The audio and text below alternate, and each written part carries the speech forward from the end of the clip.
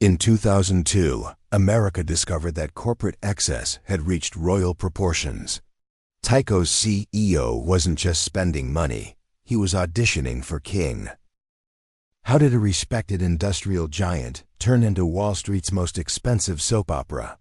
It began with ambition, acquisitions, and a little too much freedom. In the shadow of Enron's collapse, Tyco looked solid. But behind the curtain, the emperor had a corporate credit card. Tyco wasn't a startup, it was a powerhouse. Founded in 1960, it grew into a global security and electronics titan. Under CEO Dennis Kozlowski, growth became an extreme sport. He bought companies like most people buy snacks at a gas station. Tyco acquired more than 1,000 companies in the 1990s. Wall Street applauded like it was halftime at the Super Bowl. CFO Mark Swartz engineered the financial machinery. Numbers flowed smoothly, maybe a little too smoothly. Revenue soared into the billions. Tyco became a darling of institutional investors. But aggressive growth hides complexity. And complexity is where accountants sometimes get creative. Tyco used aggressive accounting for acquisitions. Restructuring charges blurred the real cost of growth. Executive compensation ballooned into the tens of millions. Shareholders were told it reflected performance. Loans were extended to top executives. The repayment terms felt flexible. By 2001, Tyco's revenue exceeded $36 billion. Investors believed the empire could only grow larger. Analysts praised management discipline. The stock traded like a blue-chip superstar. But rapid acquisitions made financial statements dense and confusing. Transparency was becoming optional.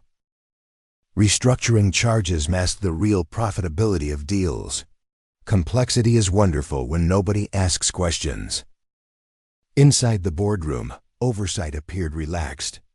Success has a way of lowering defenses. Corporate loans to executives quietly expanded. Approval signatures came easily. Meanwhile, executive bonuses surged into 8 figures. Compensation matched royalty, not restraint.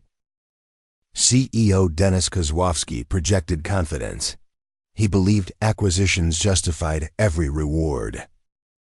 CFO Mark Swartz managed the numbers behind the curtain. He ensured the machine kept humming. Employees trusted leadership implicitly. Pension funds were heavily invested in Tyco stock. Yet some insiders noticed accounting irregularities. Internal whispers began circulating quietly. In early 2002, scrutiny intensified after executive compensation disclosures. The numbers startled even seasoned analysts. Regulators began asking questions. Markets sensed unease beneath the glossy earnings calls.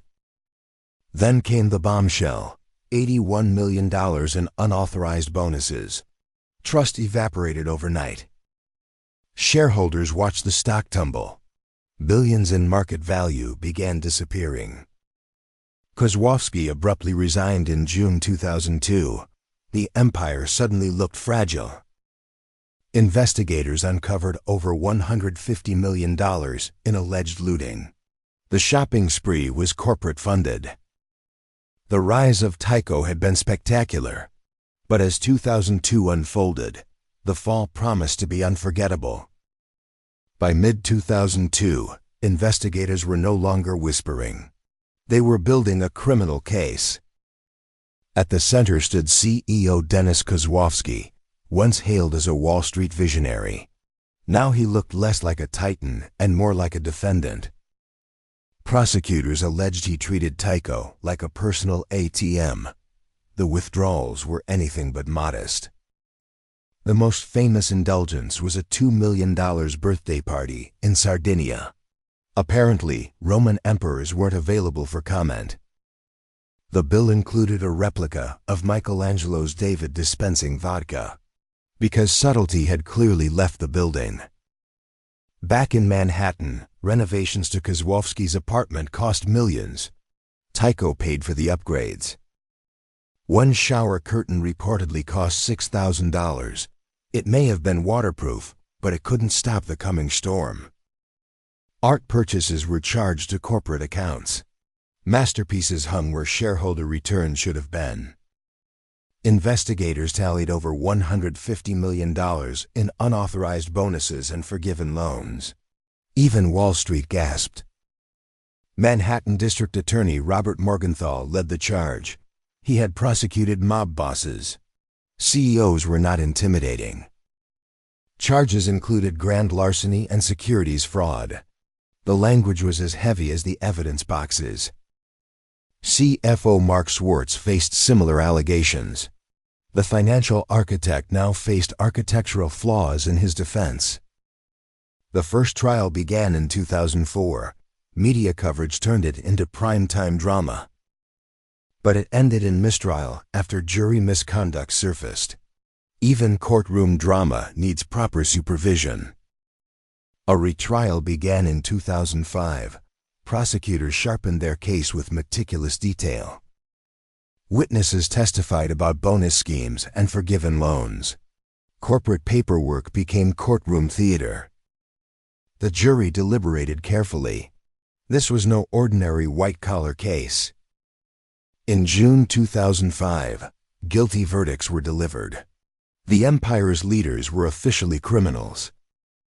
Kozlowski and Swartz were convicted of grand larceny and fraud. The applause from the 1990s was long gone. Both men received sentences of 8 to 25 years in prison. Corporate royalty traded boardrooms for cells. Restitution orders followed, totaling hundreds of millions. Accountability had finally arrived. The spectacle captivated America. It symbolized corporate excess at its peak. Tyco's reputation lay shattered. Investors wondered how oversight had failed so completely. The board faced intense scrutiny. Governance reforms were no longer optional. For employees, the crisis was personal. Retirement savings evaporated alongside trust. Tyco survived as a company, but its leadership would never recover its reputation. The scandal joined a troubling list of early 2000s corporate collapses. America demanded reform. Confidence in corporate America was shaken deeply. Wall Street's golden age suddenly felt tarnished. The Tyco scandal was not just about one CEO. It exposed systemic weaknesses in oversight. And as Part 2 closes, one truth stands firm. Excess without accountability always writes its own indictment. When the verdicts landed, the financial damage was already done. Billions in shareholder value had vanished. Pension funds and retirement accounts took heavy hits. For many employees, this was not abstract finance. Trust, once broken, does not rebound with a quarterly report. Corporate America faced a credibility crisis. Tyco was not alone in disgrace. Scandals were stacking up like unpaid bar tabs. At Enron, executives had manipulated accounting to hide debt. That collapse shocked the nation months earlier. At WorldCom, billions in expenses were hidden as profits. Investors learned creative math can be expensive.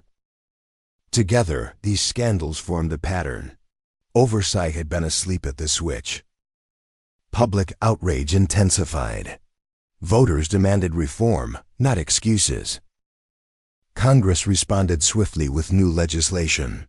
The era of relaxed reporting was ending. The result was the Sarbanes-Oxley Act of 2002. It aimed to restore integrity to financial reporting. CEOs now had to personally certify financial statements. Suddenly, signatures meant something serious. Internal controls became mandatory and closely audited. Corporate books were no longer creative writing projects. Board independence requirements strengthened governance. Directors were expected to ask tougher questions. Audit committees gained expanded authority. Oversight was no longer ceremonial. For executives nationwide, compensation packages faced sharper scrutiny. Golden parachutes were inspected carefully. Meanwhile, Tyco worked to rebuild its reputation. New leadership promised transparency and discipline. Corporate governance reforms became industry standard. The lesson was painfully expensive. Dennis Kozlowski and Mark Swartz eventually served prison time. Their fall symbolized a broader reckoning. After years behind bars, both men were later released on parole. History, however, keeps permanent records. For investors, caution became fashionable again. Due diligence replaced blind faith. Wall Street regained strength over time, but memory of excess lingered like a stubborn headline. The Tyco scandal reshaped expectations of executive behavior. Lavish excess no longer looked clever. It reminded America that capitalism depends on trust. Without trust, markets freeze. Tyco did not collapse entirely, but its leadership's legacy remains cautionary. This was not a tale of competition or innovation. It was a lesson in unchecked authority. Corporate power without accountability invites disaster. History rarely whispers that warning twice. The early 2000s reshaped financial regulation. Reform followed scandal as reliably as thunder follows lightning. Tyco didn't fail because of competition. It failed because of greed. When leaders treat corporations like personal property, everyone pays the bill, even the innocent shareholders. And so, the Tyco saga stands as a warning carved into financial history. Excess may sparkle, but accountability endures.